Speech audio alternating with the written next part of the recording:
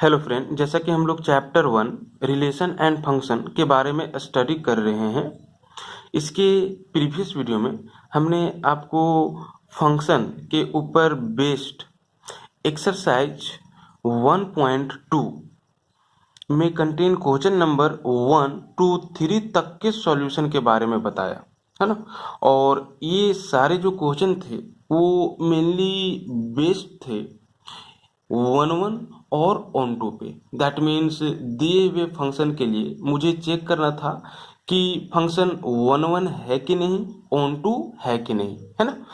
तो आज के इस वीडियो में हम एक्सरसाइज 1.2 में contain question number 4 to next question के सॉल्यूशन के बारे में डिस्कशन करने वाले हैं, है ना।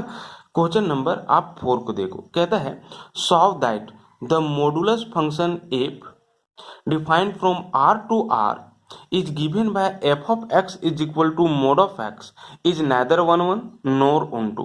आप दिखाओ कि एक मॉडुलस फंक्शन f जो कि set of real number r से set of real number r में ही डिफाइंड हुआ है और किस रूल से डिफाइंड हुआ है, तो f of x is equal to mod of x। ये एक मॉडुलस फंक्शन है ना। अगर इस तरह से फंक्शन डिफाइंड हुआ हो तो ये ना ही 1 1 होगा ना ही ऑन टू होगा।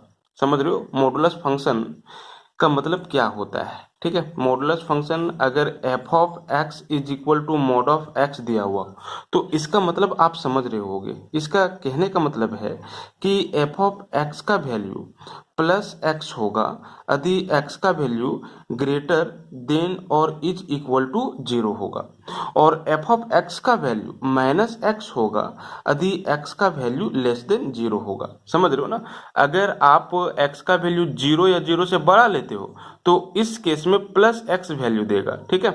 और यदि आप x का वैल्यू लेस देन 0 लेते हो, दैट मीन्स नेगेटिव लेते हो, तो ये जो पूरा वैल्यू है वो माइनस x वैल्यू देगा, है ना। ये तो मॉडुलस फंक्शन का, ठीक है, डेफिनेशन है ना। और इसके बारे में आप ऑलरेडी स्टडी कर चुके हो। अब हम लोगों को यहाँ पे दिखाना है कि ये 1 1 नहीं है, तो हम लोग 4 1 1 में क्या करते हैं, हम लोग लेकर के चलते हैं कि कोई भी दो एलिमेंट का इमेज सेम है और दिखा देते हैं कि वो दोनों एलिमेंट भी सेम है। समझ रहे हो, है ना। इसका मतलब ये हुआ कि distinct element of this set have distinct images in this set. समझ रहे हो, हर एक अलग अलग एलिमेंट के लिए अलग अलग इमेजेज है। समझ रहे हो, अगर ऐसा होता है तो वो 1 1 होता है। बट यहाँ पे ऐसा होने वाला नहीं है, ठीक है। आप एग्जाम्पल के तौर पे यहाँ पे देख सकते हो, हम डायरेक्ट यहाँ पे लिख रहे हैं नोट 1 1, ठीक है। ये 1 1 नहीं है, क्यों? बिकॉज बिकॉज आप देख सकते हो कि एफ ऑफ 2 का जो वैल्यू होगा वो क्या होगा, मॉड ऑफ 2। ठीक है, फंक्शन इस तरह से डिफाइंड हुआ है। दैट मीन्स मॉड ऑफ 2 कहने का मतलब क्या है, 2। समझ रहे हो ना, ठीक है।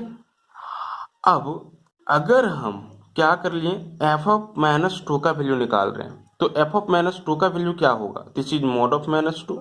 और इसका एब्सोल्यूट वैल्यू क्या होगा, एक नेगेटिव नंबर का absolute value, that means negative number का मॉडुलस क्या हो जाएगा, पॉजिटिव ही, दैट मीन्स 2 ही आ जाएगा। जरा देखो यहाँ पे आप देख सकते हो clearly F of 2 is equal to F of minus 2। समझ रहे हो, दैट मीन्स 2 और माइनस 2 का जो इमेज है वो सेम है। एफ ऑफ 2 का वैल्यू क्या है, 2 है, और एफ ऑफ माइनस 2 का वैल्यू क्या है, 2 ही है ना। तो F of 2 is equal to F of minus 2, but 2 is equal to not minus 2। समझ रहे हो, दो एलिमेंट का इमेज सेम है लेकिन वो दोनों एलिमेंट सेम नहीं है ना। यानी कि दो अलग अलग एलिमेंट के पास सेम इमेज आ गया तो ये 1 1 नहीं है। दो अलग अलग एलिमेंट के पास डिस्टिंक्ट इमेज आना चाहिए था ना, लेकिन अलग अलग एलिमेंट के पास सेम इमेज आ गया, है ना। ये अलग अलग दो एलिमेंट है बट इमेज दोनों का सेम आ गया 2 2, है ना। तो ये 1 1 नहीं है। समझ गए, ठीक है। तो यहाँ पे हम लोग इस फॉर्म में भी लिख सकते हैं, स्टैंडर्ड फॉर्म में clearly F of x1 is equal to F of x2, ठीक है, implies x1 is not equal to x2 for all x1 x2 belongs to what? तो this is domain of this function f, that means r। ये डोमेन का बात कर रहे हैं, है ना। तो इसीलिए ये 1 1 नहीं होगा। अब हम लोग क्या करेंगे, तो ऑन टू के लिए चेक करेंगे। 4 ऑन टू, है ना। ऑन टू में हम लोग क्या करते हैं, तो इस फंक्शन f के को डोमेन का कोई एक आर्बिट्ररी वैल्यू ले लेते हैं और हम लोग दिखा देते हैं कि इसके पास f के डोमेन में कोई ना कोई प्री इमेज होगा। दैट मीन्स अगर इसमें हम कोई एलिमेंट ले लिए, है ना, तो ये किसी न किसी का इमेज होगा। समझ रहे हो, ये दिखाना होता है ऑन टू के लिए। बट यहाँ पे ये भी नहीं होने वाला है ना। क्यों, जरा देखो, अगर आप इफ -3 बिलोंग्स टू r, है ना, और ये r क्या है, तो को डोमेन है, या को डोमेन से हम लोग क्या किए हैं, तो लिए हैं को डोमेन ऑफ f। ठीक है, f का को डोमेन क्या है, set of real number r। तो क्या इसमें हम -3 नहीं ले सकते हैं? ले सकते हैं। -3 क्या है, तो एक रियल नंबर ही है ना। तो इस सेट में -3 बिलोंग करेगा। तो इसीलिए हमने क्या किया, एक आर्बिट्ररी एलिमेंट -3 ले लिया। ठीक है, फंक्शन f के को डोमेन का। समझ रहे हो। अब जरा देखो, ये जो फंक्शन है वो एक मॉडुलस फंक्शन है ना। f of x is equal to क्या है, मॉड ऑफ x है। अगर आप f के डोमेन का कोई भी वैल्यू लेते हो, ठीक है, अगर पॉजिटिव वैल्यू लेते हो तो पॉजिटिव का एब्सोल्यूट वैल्यू पॉजिटिव, और नेगेटिव वैल्यू लेते हो तो नेगेटिव का एब्सोल्यूट वैल्यू भी क्या होगा, पॉजिटिव ही होगा।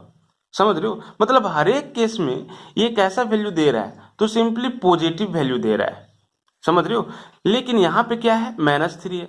तो क्या अगर x के जगह पे हम कोई भी रियल नंबर लें, तो वो -3 में मैप होगा, -3 में मैप नहीं होगा। समझ रहे हो। अगर आप -3 ही लेते हो, ठीक है, तो f of -3 is equal to क्या हो जाएगा, दिस इज 3। ठीक है, और अगर आप 3 लेते हो तो f ऑफ 3 का वैल्यू क्या हो जाएगा, दिस इज 3। समझ रहे हो ना। -3 आएगा ही नहीं, नेगेटिव वैल्यू ये देगा ही नहीं, क्योंकि मोड है, नेगेटिव को भी पॉजिटिव कर देगा और पॉजिटिव तो पॉजिटिव रहेगा ही रहेगा, है ना। तो ये -3 जो होगा वो खाली होगा, मतलब कि -3 के पास, ठीक है, इस फंक्शन f के डोमेन में किसी प्रकार का कोई प्री इमेज नहीं होगा, मतलब कि -3 किसी का इमेज नहीं होगा। समझ रहे हो। तो ये ऑन टू नहीं होगा, है ना, क्योंकि ये हमेशा पॉजिटिव वैल्यू देगा। कोई भी वैल्यू नेगेटिव वैल्यू में मैप नहीं होगा, क्योंकि फंक्शन मॉडुलस फंक्शन है ना। तो इफ -3 बिलोंग्स टू r, ठीक है, को डोमेन ऑफ फंक्शन f, ठीक है, then there does not exist, ठीक है, any x such that any x in r, domain का बात कर रहे हैं, ठीक है, of f such that f of x will be equal to what, -3, है ना। मतलब कि फंक्शन f के डोमेन में ऐसा एक भी, ठीक है, एलिमेंट से हम लोग मानते हैं कि x है, नहीं एग्जिस्ट करेगा कि f of x is equal to क्या हो जाए, -3 हो जाए, है ना। इसीलिए f is not onto, और यही कारण है कि फंक्शन f ऑन टू नहीं होगा, है ना। तो इस तरह से एक्सप्लेनेशन आपको देना है। तो ये ना ही 1 1 होगा और ना ही ऑन टू होगा।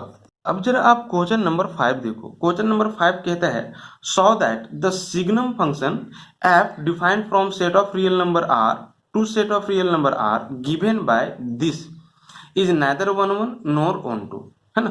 f ऑफ x का वैल्यू 1 होगा यदि x का वैल्यू 0 से बड़ा होगा, f ऑफ x का वैल्यू 0 होगा यदि x का वैल्यू 0 होगा, f ऑफ x का वैल्यू -1 होगा यदि x का वैल्यू 0 से छोटा होगा, दैट मीन्स नेगेटिव होगा। समझ रहे हो। अगर कोई फंक्शन इस तरह से डिफाइंड होता है तो this function is known as signum function. इसके बारे में हमने आपको क्लास 11th में बताया है कि सिग्नम फंक्शन होता क्या है। तो सिग्नम फंक्शन यही है। समझ रहे हो ना। तो ये ना ही 1 1 होगा ना ही ऑन टू होगा, हमको दिखाना है। तो आप 1 1 ठीक है बहुत ही इजीली दिखा सकते हो। ठीक है, क्यों?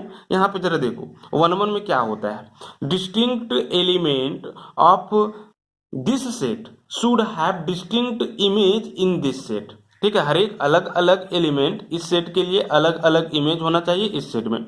इस केस में ये 1 1 हो जाता है। ठीक है, लेकिन यहाँ पे ऐसा होने वाला नहीं है। क्यों? क्योंकि जरा देखो, अगर आप x का वैल्यू 0 से बड़ा लेते हो, अब 0 से बड़ा तो बहुत सारे वैल्यू हैं और यहाँ पे डोमेन आपका रियल नंबर है, तो आपको कोई भी रियल नंबर लेना है जो कि 0 से बड़ा हो। ठीक है, आप क्या कर लो, f(1) ले लो। ठीक है, तो f(1) का वैल्यू क्या होगा? ठीक है, इस फंक्शन के अकॉर्डिंग दिस इज 1। ठीक है, अगर आप f(1.1) ले लो, 1.1 भी रियल नंबर है, तो इसका भी वैल्यू क्या होगा? 1।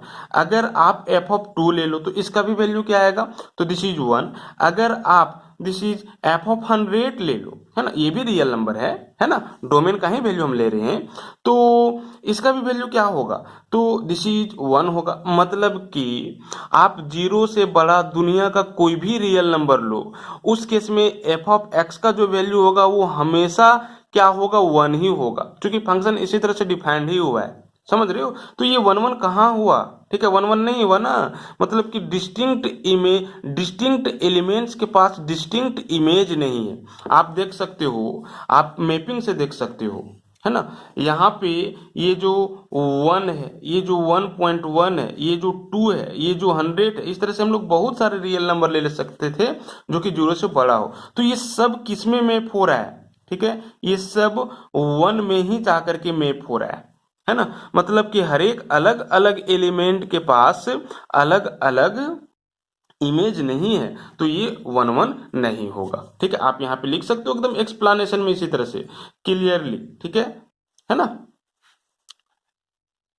10 हम लोग बोल सकते हैं कि if f(x1) is equal to f(x2) implies x1 is not equal to this is x2, है ना। for some x1 x2 belongs to what? तो domain of function f, that mean set of real number r, है ना। इसीलिए f is not 1 1, f(1 1) नहीं होगा, है ना। हमने यहाँ पे ये राइट डाउन किया कि यदि दो एलिमेंट का इमेज सेम है, ठीक है, जरा देखो हम यही दो एलिमेंट ले लेते हैं 1 और 1.1, ये दोनों एलिमेंट का इमेज मतलब f(1) और f(1.1) क्या है? सेम है ना, 1 1 दोनों का इमेज क्या है? सेम है, बट एलिमेंट सेम नहीं है। 1 और 1.1 ठीक है, क्या सेम है? नहीं, डिस्टिंक्ट है, अलग अलग एलिमेंट है ना। ठीक है, for some x1 x2 belong to set of real number r, मतलब कि डोमेन ऑफ f के लिए, तो ये 1 1 नहीं होगा। अगर हम लोग ये लेकर के चलते, ठीक है, f(x1) is equal to f(x2), ठीक है, और हम लोग दिखा देते कि x1 is equal to x2 होता हर एक x1 x2 बिलोंग टू, ठीक है, set of real number r के लिए, तो ये फिर 1 1 हो जाता। समझ रहे हो? तो ये 1 1 नहीं होगा। तो इस तरह से आपको एग्जाम्पल देना है, ठीक है, और फिर ये राइट डाउन कर देना है स्टैंडर्ड फॉर्म में। ठीक है, अब हम लोग क्या करते हैं ना, ऑन टू के लिए चेक करते हैं, लेकिन देखो आप इसके लिए भी यही बात दिखा सकते हो इन सिमिलर वे। ठीक है, अगर x का वैल्यू आप क्या करोगे, x का वैल्यू 0 से छोटा लोगे तो हर एक के केस में वैल्यू क्या आएगा? -1 आएगा। ठीक है, सिमिलरली आप ये भी बता सकते थे कि f(-1) का वैल्यू -1, f(-2) का वैल्यू -1, f(-3) का वैल्यू दिस इज -1, है ना। मतलब कि ये सारे जो वैल्यू हैं वो नेगेटिव वैल्यू हैं, 0 से छोटा है, और ये सारे किस में मैप होंगे? अकॉर्डिंग टू दिस, ठीक है, -1 में मैप होंगे। मतलब यहाँ पर भी, ठीक है, हर एक अलग अलग एलिमेंट के लिए अलग अलग इमेज नहीं है। ठीक है, तो बात यही आ गया ना, ये 1 1 नहीं होगा। तो इस तरह का एक्सप्लेनेशन आपको यहाँ पे देना है। अब हम लोग क्या करेंगे, ऑन टू के लिए चेक करेंगे। ठीक है, 4 ऑन टू, तो ये ऑन टू होगा कि नहीं, मतलब कि सरजेक्शन। ठीक है, सरजेक्शन में क्या होता है, आप इस फंक्शन f के कोडोमेन तो यहाँ पे सेट ऑफ रियल नंबर आ रही है का कोई भी वैल्यू लोगे और आप दिखा दोगे कि उसके पास कोई ना कोई इमेज, प्री इमेज है, ठीक है, इस फंक्शन एफ के डोमेन में, समझ रहे हो, या इसमें कोई भी वैल्यू लो, आप दिखा दो कि वो किसी ना किसी का क्या है, इमेज है, ठीक है, तो वो फिर वन टू हो जाएगा। लेकिन यहाँ पर वैसा होने वाला नहीं है। क्यों? क्योंकि को डोमेन क्या है, तो set of real number R है, और set of real number R में, ठीक है, आप बहुत सारे वैल्यू ले सकते हो, आप -2 भी ले सकते हो, ठीक है, 3 भी ले सकते हो, है ना, 7 भी ले सकते हो, ठीक है, 3/2 भी ले सकते हो, ये सब क्या है, रियल वैल्यू है ना, आप √3 ले सकते हो, ये सब क्या है, रियल वैल्यू है ना। और आप देख सकते हो कि डोमेन के कोई भी वैल्यू के लिए, कोई भी वैल्यू के लिए जो मैप होगा, वो क्या चीज में मैप होगा, या तो 1 में, या तो 0 में, या तो -1 में, समझ रहे हो। 7 में कभी नहीं जाएगा, -2 में कभी भी मैप नहीं होगा, 3 में कभी भी मैप नहीं होगा, √3 में कभी भी मैप नहीं होगा, 3/2 में कभी भी मैप नहीं होगा। मतलब कि आप कोई भी रियल नंबर ले लो, समझ रहे हो, कोई भी रियल नंबर, तो वो या तो 1 में, या तो 0 में, या तो -1 में ही मैप होगा। अगर आप 0 से बड़ा रियल वैल्यू लोगे तो वो 1 में ही जाकर के मैप होगा। अगर आप 0 से छोटा रियल वैल्यू लोगे तो वो -1 में मैप होगा। अगर आप 0 ही ले लोगे तो 0 में मैप होगा। ये सब तो खाली रह जाएंगे ना, और ये सब भी इसमें बिलोंग कर रहे हैं ना, इस फंक्शन ऐप के को डोमेन में ये सब बिलोंग कर रहे हैं ना, और ये सब खाली रह जा रहे हैं, ठीक है। मतलब कि ये सबके पास एक भी प्री इमेज नहीं है, ठीक है, ऐप के डोमेन में, या ये सब किसी ना किसी का इमेज, किसी का भी इमेज नहीं होगा, तो ये ऑन टू भी नहीं होगा। यही एक्सप्लेनेशन आपको यहाँ पे देना है, ठीक है, क्लियरली, ठीक है। एक एग्जांपल देना यहाँ पे, ठीक है, काफी है। Clearly if -7 belongs to R, that means को डोमेन का बात कर रहे हैं, को डोमेन का बात कर रहे हैं, then there does not exist any x, ठीक है, इन आर, ये डोमेन का बात कर रहे हैं, ठीक है, such that f of x is equal to क्या आ जाए, -7 आ जाए। मतलब कि -7, ठीक है, इमेज हो जाए एक्स का, समझ रहे हो, या -7 का प्री इमेज हो जाए, ठीक है, एक्स, है ना। डोमेन में ऐसा एलिमेंट मिलेगा ही नहीं कोई, तो ये ऑन टू नहीं होगा, इसीलिए, ठीक है, f is not onto, that solve.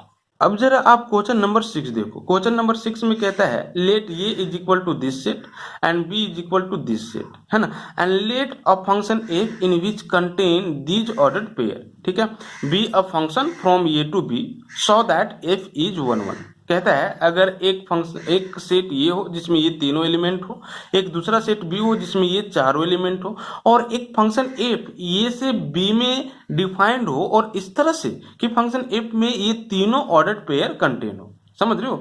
तो ये जो फंक्शन एफ होगा ये से बी में, वो 1 1 होगा। आपको क्या करना है, दिखाना है, ठीक है। अब जरा देखो, हम लोग फिर से डेफिनेशन को रिकॉल करेंगे। एक फंक्शन एफ 1 1 कब होगा, जब हर एक डिस्टिंक्ट एलिमेंट ऑफ सेट ये के पास डिस्टिंक्ट इमेज होगा सेट बी में। हर एक अलग अलग एलिमेंट, हर एक अलग अलग एलिमेंट, ठीक है, सेट ये के लिए अगर अलग अलग इमेज आ जाए सेट बी में, तो हम लोग इस एफ को क्या बोलेंगे, 1 1 बोलेंगे, है ना।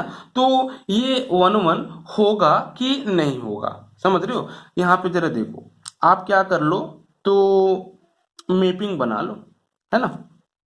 ये सेट ये है जिसमें ये तीनों एलिमेंट है 1 2 और 3। एक दूसरा सेट बी है जिसमें ये चारों एलिमेंट है 4 5 6 एंड 7, ठीक है। एक फंक्शन एफ है जो कि डिफाइंड हुआ है ए से बी में, और किस तरह से, तो फंक्शन एफ में ये सारे ऑर्डर पेयर कंटेन है, मतलब 1 मैप्ड हुआ है 4 में, यानी 1 एसोसिएट हुआ है 4 में, समझ रहे हो, 1 एसोसिएट हुआ है 4 में, दिस इज 2 एसोसिएट हुआ है 5 में, 2 एसोसिएट हुआ है 5 में, 3 एसोसिएट हुआ है 6 में, है ना, 3 एसोसिएट हुआ है किसमें, 6 में, बस, समझ रहे हो।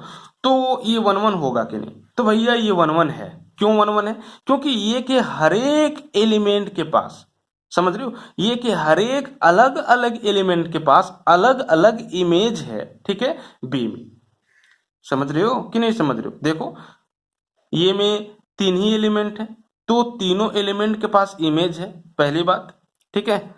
और अलग अलग इमेज है, ऐसा नहीं कि 1 के पास 4 और 2 के पास भी 4, ऐसा नहीं है। अगर 1 का इमेज 4 है तो 2 का इमेज 5 है और 3 का इमेज 6 है। इसमें खाली रह सकता है एलिमेंट ये, ठीक है, खाली ऑन टू नहीं है, समझ रहे हो, बट 1 1 है, ठीक है। एफ इज 1 1, एफ जो है वो 1 1 है, क्यों? बिकॉज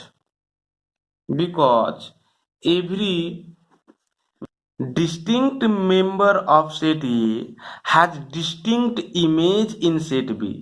हर एक अलग अलग एलिमेंट ये के लिए अलग अलग इमेज है बी में, और इसलिए जो फंक्शन एफ होगा जो कि ए से बी में डिफाइंड हुआ है वो 1 1 होगा।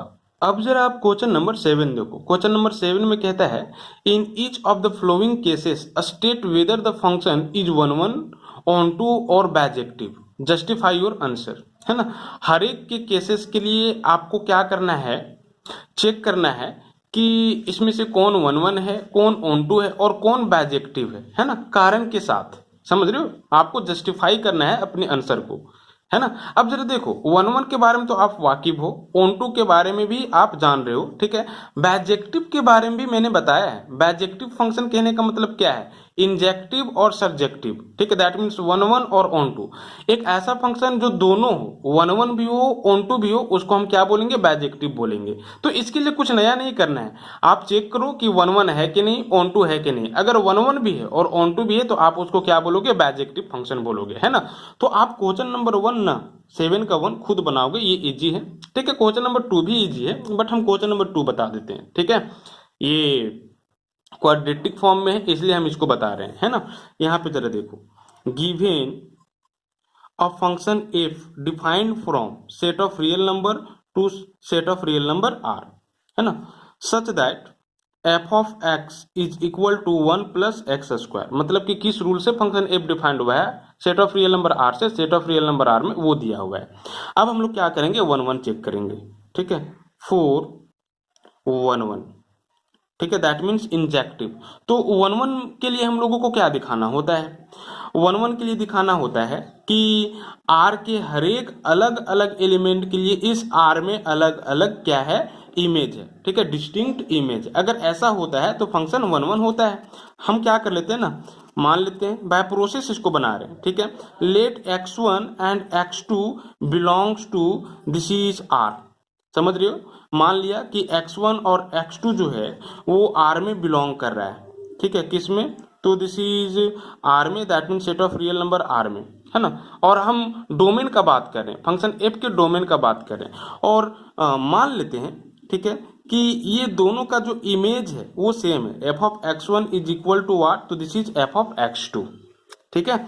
अब जरा देखो, एफ ऑफ x1 कहने का मतलब क्या है, 1 प्लस x1 का स्क्वायर, चूंकि फंक्शन इस तरह से मेरा डिफाइंड हुआ है। और एफ ऑफ x2 कहने का मतलब क्या है, तो 1 प्लस x2 का स्क्वायर, है ना। x था तो x का स्क्वायर है, और x1 होगा तो x1 का स्क्वायर, x2 होगा तो x2 का स्क्वायर, 1 कांस्टेंट इसी तरह से रह जाएगा, है ना। अब जरा देखो, ये 1 और ये 1 क्या हो गया, कैंसिल हो गया, ठीक है। दैट मीन्स यहाँ पे क्या आ रहा है, तो x1 का square is equal to x2 का स्क्वायर, ठीक है। दैट मीन्स x1 का स्क्वायर माइनस x2 का square is equal to what, तो दिस इज 0।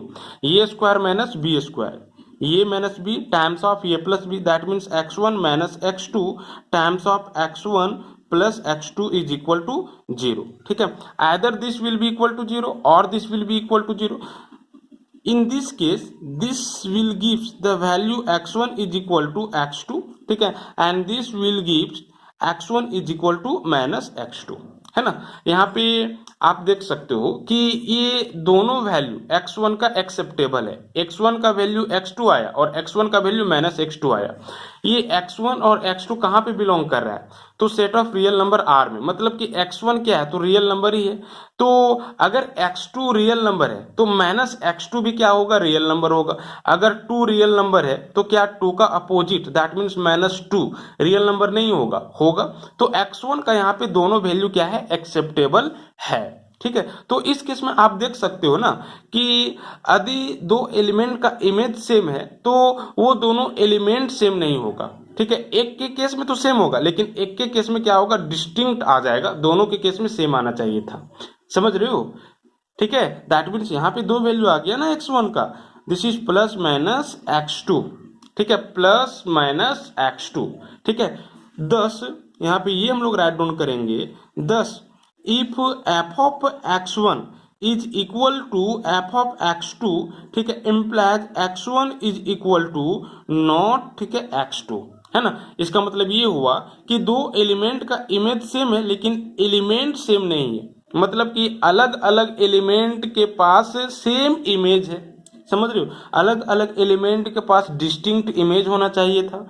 ठीक है, तो इस केस में ये 1 1 हो जाता, लेकिन ऐसा तो यहाँ पे नहीं हुआ, तो ठीक है 1 1 नहीं है। आप ये लिख दो, for all x1 x2 belong to set of real number R, that means domain R।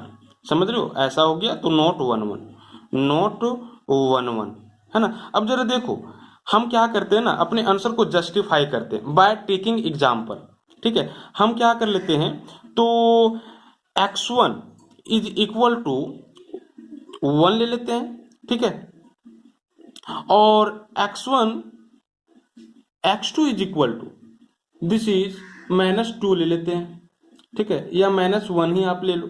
तो आप देख सकते हो कि 1 और -1 ये दो अलग अलग एलिमेंट है ना, तो इसके पास अलग अलग इमेज होना चाहिए था, लेकिन क्या हो रहा है जरा देखो, f ऑफ 1 का वैल्यू निकालोगे तो क्या आएगा, 1 + 1 square, that means this is 2, और f ऑफ -1 का वैल्यू निकालोगे तो क्या आएगा, 1 + -1 का स्क्वायर, दैट मीन्स 1 + -1 का स्क्वायर, दैट मीन्स 1। ठीक है, दैट मीन्स 2।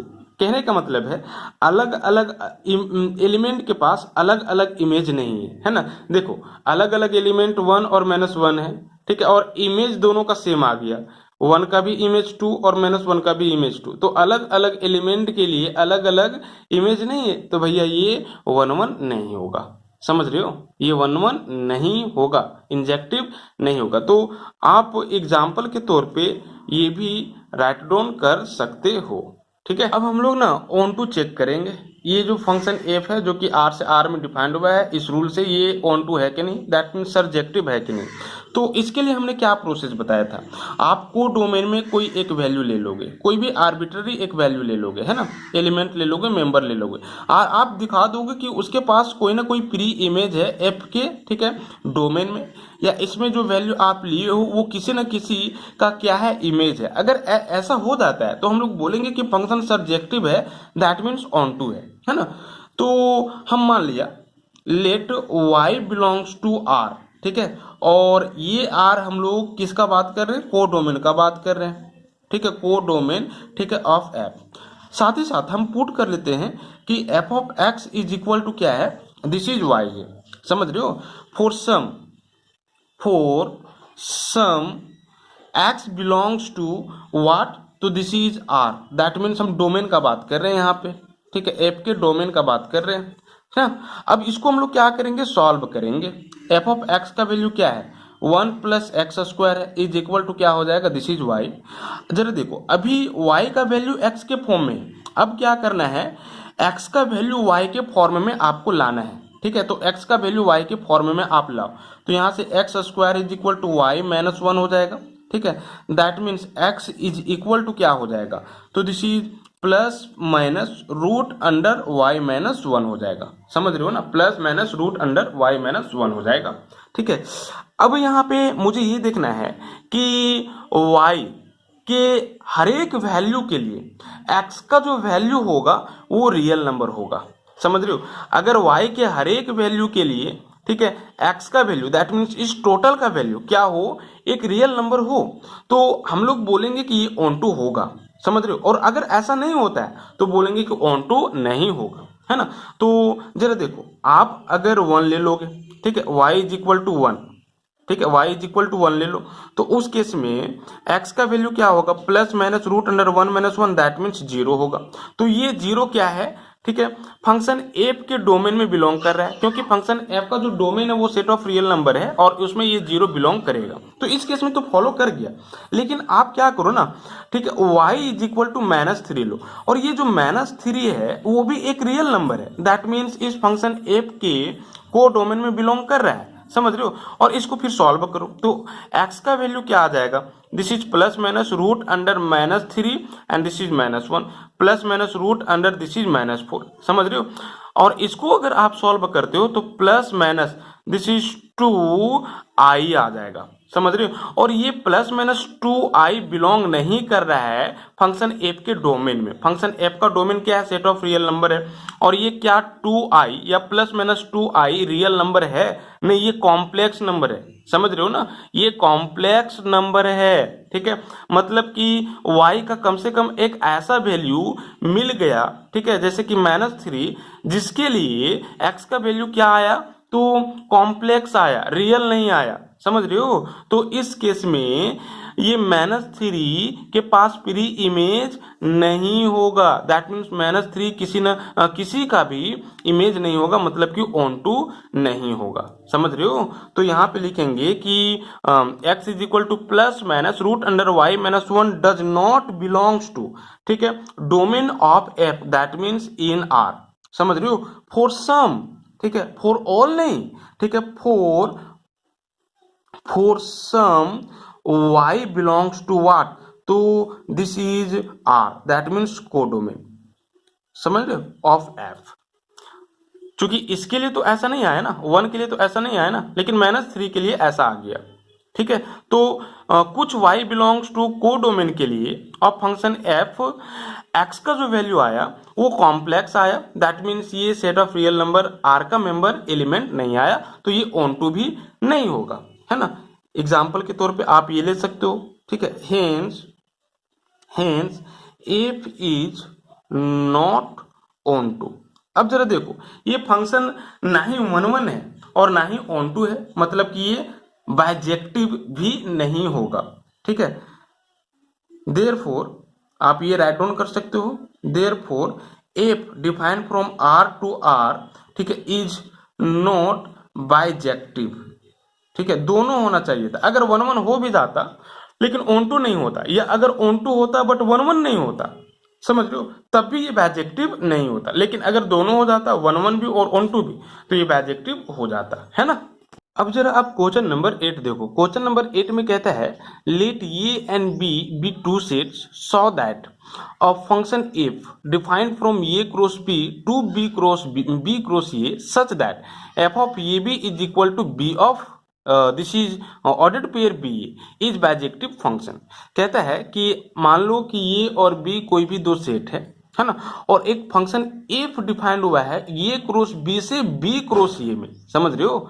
और इस तरह से डिफाइंड हुआ है कि f of ordered pair A B का जो वैल्यू होगा वो ऑर्डर्ड पेयर बी ए होगा, समझ रहे हो। मतलब कि यहाँ पे जो ऑर्डर्ड पेयर लेना है ना आपको, ठीक है, उसका जस्ट कन्वर्स आपको यहाँ पे लेना है। जरा देखो, ये बी जो है वो सेकेंड कंपोनेंट में है, बट इस बी को आपको फर्स्ट कंपोनेंट में ले लेना है। ये जो ये है वो इस ऑर्डर्ड पेयर के फर्स्ट कंपोनेंट में है, बट इस ये को आपको क्या कर लेना है, सेकेंड कंपोनेंट में ले लेना है, समझ रहे हो। अगर ऑर्डर्ड पेयर सिंपली अगर 2 ऑफ 3 लोगे तो एफ ऑफ 2 ऑफ 3 का वैल्यू क्या होगा, तो दिस इज ऑर्डर्ड पेयर 3 2 होगा, समझ रहे हो। रिवर्स कर देना है, ठीक है, इसके ऑर्डर को क्या कर देना है, आपको चेंज कर देना है।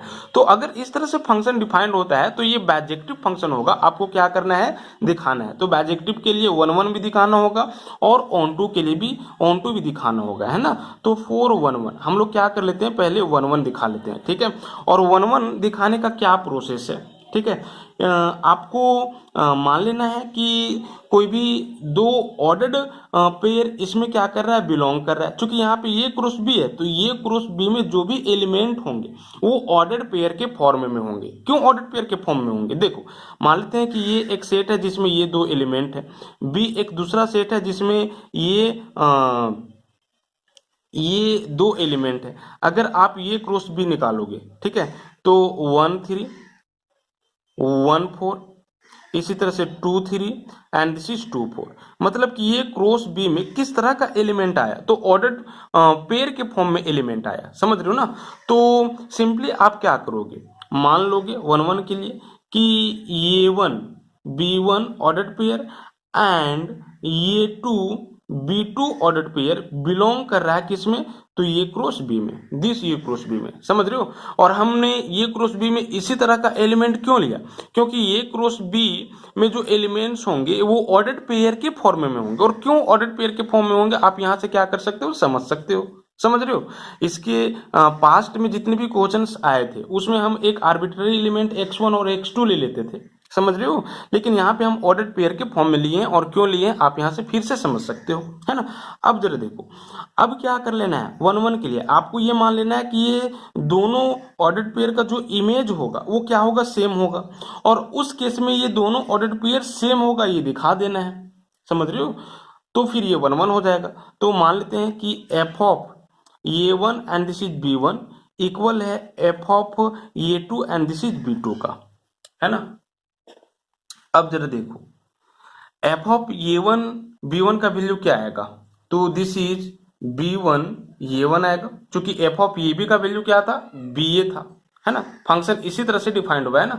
तो एफ ऑफ A1 B1 का वैल्यू, तो ordered pair B1 and this is E1, ठीक है, इस तरह से आएगा। और एफ ऑफ A2 B2 का वैल्यू क्या आएगा, तो this is B2 and A2, समझ रहे हो। और यहाँ पे ये क्या दिखा रहा है, ये दो ऑर्डर्ड पेयर इक्वल है ना। ये दो ऑर्डर्ड पेयर क्या है, इक्वल है।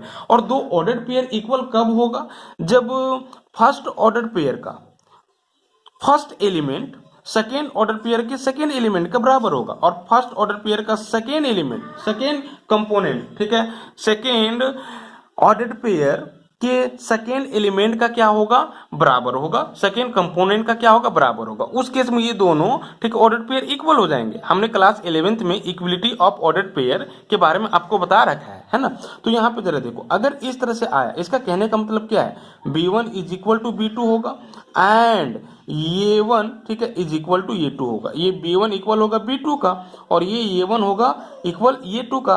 अगर इस तरह से, तभी ये दोनों ऑर्डर्ड पेयर को आप क्या बोलोगे, इक्वल बोलोगे। अब जरा देखो, अगर B1 इक्वल है B2 का और A1 इक्वल है A2 का, ठीक है, इसका कहने का मतलब क्या है, ठीक है, इसका कहने का मतलब है कि ये दो ऑर्डर्ड पेयर जो है वो सेम ऑर्डर्ड पेयर है, समझ रहे हो। क्यों, क्योंकि A1 इक्वल है A2 का, ठीक है, और B1 इक्वल है B2 का।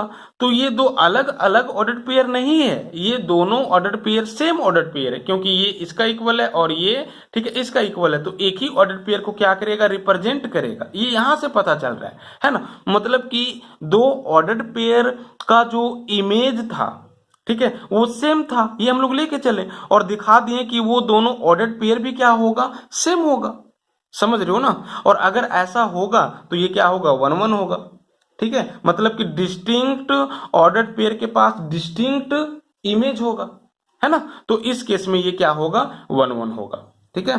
10 आप ये लिखोगे कि f इज 1 1, अतः f जो होगा वो क्या होगा, 1 1 होगा, दैट मीन्स इंजेक्टिव होगा। अब हम लोग क्या करेंगे, तो ऑन टू चेक करेंगे, ठीक है, 4 on 2, ठीक है, दैट मीन्स सरजेक्शन, सरजेक्टिव, ठीक है। तो इसके लिए ना आप यहाँ पे एक्सप्लेनेशन लिखो। जरा देखो, ऑन टू के लिए क्या दिखाना होगा, आप B क्रॉस A में कोई ऑर्डर्ड पेयर लोगे और आप दिखा दोगे कि वो किसी ना किसी का इमेज है, या इसमें जो भी ऑर्डर्ड पेयर आप लिए हो, ठीक है, उसका प्री इमेज इसमें क्या करेगा, बिलोंग करेगा। तो जरा देखो, अगर हम मान लेते हैं कि A1, ठीक है, इसमें ना, ठीक है, B क्रॉस A में ना मान लेते हैं कि B1, ठीक है, and this is A1, B1 A1 ordered pair जो है वो बिलोंग कर रहा है किसमें, B क्रॉस A में, ठीक। और B क्रॉस A क्या है, तो कोडोमेन है किसका, तो फंक्शन f का, है ना। अब दिखाना होगा कि इसके पास कोई ना कोई प्री इमेज होगा, या ये किसी न किसी का इमेज होगा, समझ रहे हो, ठीक है, f के डोमेन के लिए। अगर ऐसा होता है तो फिर ये क्या होगा, ऑन टू होगा। तो आप क्लियर वे में देख सकते हो कि ये B1 A1 जो कि B क्रॉस A में बिलोंग कर रहा है, ये किसका इमेज होगा मालूम है, this is f of A1, ठीक है, b1 का। That means F of a1 b1 का जो इमेज होगा वो क्या होगा, b1 a1 होगा, नहीं होगा जी, ठीक है, क्योंकि फंक्शन इस तरह से डिफाइंड हुआ है ना, ठीक है। अगर b ये ऑर्डर पेयर इसमें बिलोंग कर रहा है तो ये किसका इमेज होगा, तो ये b का, क्योंकि फंक्शन इस तरह से डिफाइंड हुआ है। अगर एफ ऑफ ये b है तो b ऑफ ये ऑर्डर पेयर आ जाएगा, b ये ऑर्डर पेयर आ जाएगा। अगर एफ ऑफ ये b है तो ऑर्डर पेयर b आ जाएगा। अगर b1 a1 ऑर्डर पेयर इसमें बिलोंग कर रहा है तो किसका इमेज होगा, तो F of a1 this is b1 का। समझ रहे हो, मतलब कि इसमें आप कोई भी ऑर्डर पेयर लो वो किसी ना किसी का क्या होगा, इमेज होगा। दैट मीन्स उसके पास कोई ना कोई प्री इमेज होगा, समझ रहे हो, ठीक है। देन आप इसके बाद ये राइट डाउन कर सकते हो, ठीक है। इसीलिए एफ इज ऑन टू, ठीक है, एफ जो होगा वो क्या होगा, ऑन टू होगा। अब जरा देखो ये 1 1 भी है और ये ऑन टू भी है, यहाँ पे लिखोगे since f is 1 1 and onto, ठीक है, इम्प्लाइज एफ इज बाइजेक्शन या बाइजेक्टिव, और इसीलिए फंक्शन एफ क्या होगा, तो बाइजेक्शन फंक्शन होगा, दैट मीन्स बाइजेक्टिव फंक्शन होगा। That solve.